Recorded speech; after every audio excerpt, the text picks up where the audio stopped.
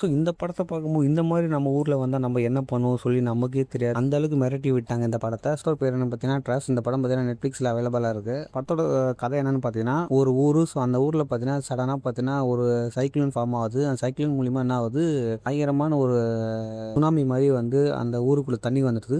So tsunami மாதிரி வந்து அந்த தண்ணிலையும் பார்த்தீங்கன்னா கடலில் இருக்கிற ஷார்க்லாம் பார்த்தீங்கன்னா ஊருக்குள்ளே வந்துச்சு. ஸோ அந்த ஷார்க்கு கிட்ட மாட்டி ஒரு சில ஃபேமிலிஸ்லாம் வந்து மாட்டிக்கிட்டாங்க. ஸோ அந்த ஃபேமிலிஸ் அந்த ஷார்க் கிட்ட தப்பிச்சாங்க. படத்தோட ஸ்டோரியே.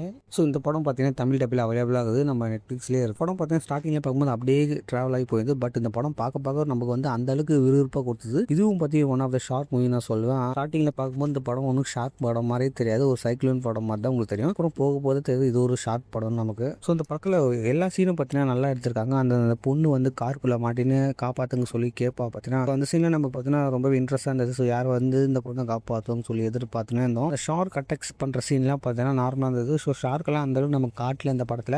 ஸோ இந்த படத்தில் வந்து எல்லாமே சர்வைவல் பண்ணி அந்த தண்ணியில் தவிச்சாங்க. பார்த்தீங்கன்னா அந்த சீன் தான் பார்த்தீங்கன்னா மோஸ்ட்லி நம்ம காட்டியிருந்தாங்க.